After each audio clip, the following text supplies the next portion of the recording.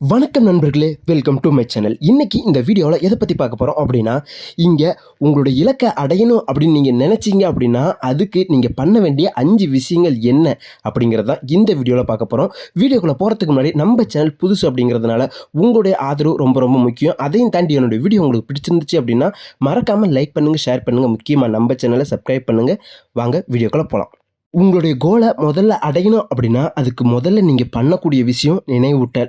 அதாவது நான் என்னவா ஆக போகிறேன் அப்படின்னு நீங்கள் மனசுக்குள்ளே நினச்சிட்டு இருப்பீங்க, அதை அடிக்கடி நினைவூட்டுக்குங்க. ஏன்னா இங்கே அந்த கனவுக்காக நீங்கள் ஓடுறீங்களா இல்லையா அப்படின்னு தெரில. ஒரு பக்கம் கண்டிப்பாக உங்களுடைய பொருளாதார சூழ்நிலைக்காகவோ இல்லை குடும்ப சூழ்நிலைக்காகவோ நீங்கள் வேற ஒரு வேலை செஞ்சிட்ருக்கலாம் உங்கள் இலக்கையும் மீறி. அப்படி பண்ணிகிட்டு இருக்கிறப்ப நீங்கள் என்னுடைய இலக்குக்காக நான் இவ்வளோ நேரம் செலவு பண்ணணும் அப்படின்னு நீங்கள் உங்களுடைய மைண்டில் இல்லைனா உங்களுடைய ஃபோனில் இல்லைனா ஒரு காலண்டரில், அதையும் தாண்டி இல்லைனா நீங்கள் முகம் பார்க்குற கண்ணாடிக்கு பக்கத்தில் ஒரு பேப்பரில் எழுதி வைங்க. அந்த ஒரு நினைவூட்டல் தான் உங்களை அடுத்த கட்டத்துக்கு உந்து சக்தியாக தள்ளும். அப்படிங்கிறதுனால நினைவூட்டல் அப்படிங்கிறது ரொம்ப முக்கியம். அதையும் தாண்டி 2வது பாயிண்ட் என்ன அப்படின்னா, சேவ் த டைம். ஏன் இதை சொல்கிறேன் அப்படின்னா, எல்லாருமே இங்கே எனக்கு நேரம் பத்தலை அப்படின்னு சொல்லிட்டு இருக்கிறாங்க. இங்கே ரொம்ப வேல்யூபிளான விஷயம் என்ன அப்படின்னு கேட்டிங்கன்னா டைம் தான். ஏன்னா இந்த டைமை நீங்கள் உங்கள்கிட்டருந்து எவ்வளோ பேர் எப்படி பறிச்சிட்டு இருக்கிறாங்கன்னு நல்லாவே தெரிஞ்சிருக்க வாய்ப்பு இருக்குது. இங்கே ஃபேஸ்புக்கு, வாட்ஸ்அப்பு, இன்ஸ்டாகிராம், ஏன் யூடியூப்பில் கூடயும் வீடியோ பார்க்குறீங்க, தேவையில்லாத கண்டென்ட்டை பார்த்துட்டு இருப்பீங்க. ஸோ அதுக்கு தான் உங்களுக்கு தேவையான கண்டென்ட் எதுவோ அதை நீங்கள் பார்க்கலாம், தப்பு இல்லை. ஆனால் அதையும் தாண்டி நீங்கள் தேவையில்லாத விஷயத்தில் நிறைய டைம் ஸ்பெண்ட் பண்ணுறீங்க. ஆனால் நீங்கள் கடைசியாக சொல்கிற விஷயம் என்னென்னா, எனக்கு வேலை விஷயமா, அதாவது ஆஃபீஸ் ஒர்க் விஷயமா நான் டைம் போயிடுது, இல்லை என்னால் அதை பண்ணுறதுக்கு உண்டான நேரம் கிடைக்கலடா, இதை பண்ணுறதுக்கு எனக்கு சரியாக போயிருக்கு அப்படிங்கிற மாதிரி பழியை தூக்கி போயிட்டுருக்குறீங்க. இது எல்லாருமே சாக்கு போக்கு சொல்கிறவங்க மட்டும்தான் சொல்லுவாங்க, சாதிக்கணும் அப்படின்னு நினைக்கிறவங்க சொல்ல மாட்டாங்க. ஸோ உங்களுக்கு உண்டான நேரத்தை நீங்கள் ஒதுக்கிங்க. அப்படி ஒதுக்கின பிறகு நம்ம என்ன பண்ணணும், அதுதான் 3வது பாயிண்ட், பயிற்சி எடுக்கணும். இங்கே உங்கள் இலக்குக்காக போகிறீங்க அப்படின்னா அதுக்கு உண்டான தேவையான பயிற்சி என்ன அப்படிங்கிறத தெரிஞ்சிங்க. இப்போ நீங்கள் ஒரு டிஎன்பிஎஸ்சி எக்ஸாம் படிக்கிறீங்க அப்படின்னா டெய்லியும் ஒரு அரை மணி நேரம் அந்த எக்ஸாமுக்காக படிங்க. அந்த கவனத்தை மட்டும் முழு மூச்சா போட்டு படிச்சிங்க அப்படின்னா கண்டிப்பாக நீங்கள் அந்த அரை மணி நேரம் அப்படிங்கிறது மறுநாள் 1 மணி நேரம் ஆகும், இல்லை ஒரு மாதம் கழித்து 1 மணி நேரம் ஆகும், 1 மணி நேரம் பாதி நாள் ஆகும், பாதி நாள் அப்படிங்கிறது முழு நாள் ஆகும். இப்படி உங்களுடைய எஃபெக்ட் கொஞ்சம் கொஞ்சமாக இன்க்ரீஸ் ஆகிறதுக்கு முதல்ல நீங்கள் உங்கள் கோலுக்காக ஒரு அரை மணி நேரம் செலவு பண்ண தயாராக இருங்க. அந்த டைம் நான் வேறு எதுலையும் ஃபோக்கஸ் பண்ண மாட்டேன், என்னுடைய முழு கவனம் முழுக்க என்னோட இலக்கை நோக்கி மட்டும்தான் இருக்கும் அப்படின்னு நீங்கள் ஃபோக்கஸ் பண்ணி படிச்சிங்க பண்ணுனீங்க அப்படின்னா கண்டிப்பாக நீங்கள் சக்ஸஸை நோக்கி போவீங்க. ஏன்னா இங்கே எந்த ஒரு அனுபவம் இல்லாமல் எந்த ஒரு விஷயத்தையும் எவனாலையும் சாதிக்க முடியாது அப்படிங்கிறது தான் உண்மை. அப்படி இருக்கிற தருணத்தில் தான் நீங்கள் அதுக்காக எவ்வளோ நேரம் பயிற்சி பண்ணுறீங்க அப்படிங்கிறது முக்கியம்.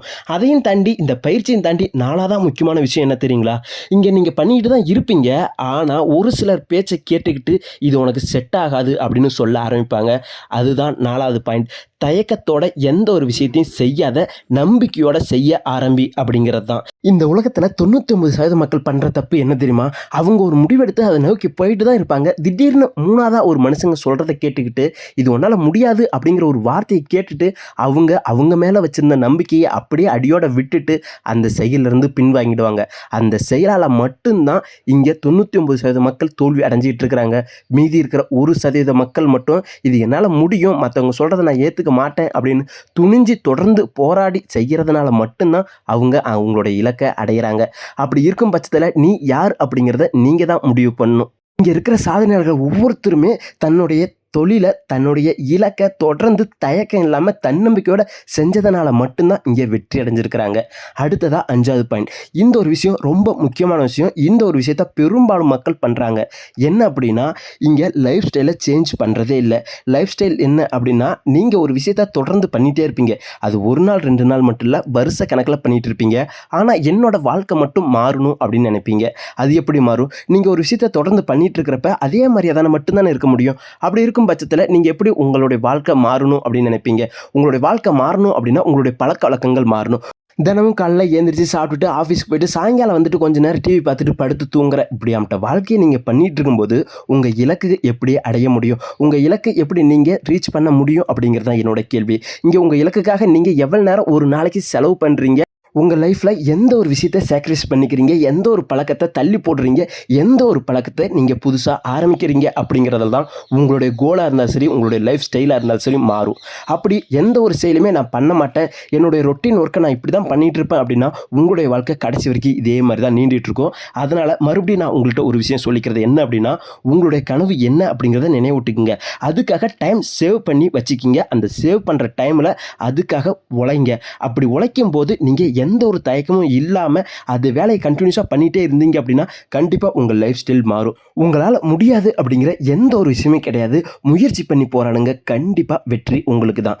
என்னுடைய இந்த பதிவு உங்களுக்கு பிடித்திருந்துச்சு அப்படின்னா மறக்காமல் லைக் பண்ணுங்கள், ஷேர் பண்ணுங்கள். முக்கியமாக நம்ம சேனலை சப்ஸ்கிரைப் பண்ணுங்கள். இது புது சேனல் அப்படிங்கிறதுனால உங்களுடைய ஆதரவு ரொம்ப ரொம்ப அவசியம். அதையும் தாண்டி உங்களுடைய கருத்துக்கள் என்ன அப்படிங்கிறது நம்மளுடைய கமெண்ட் செக்ஷனில் பதிவிடுங்க. கருத்துக்கள் வரவேற்கப்படுகிறது. நன்றி, வணக்கம்.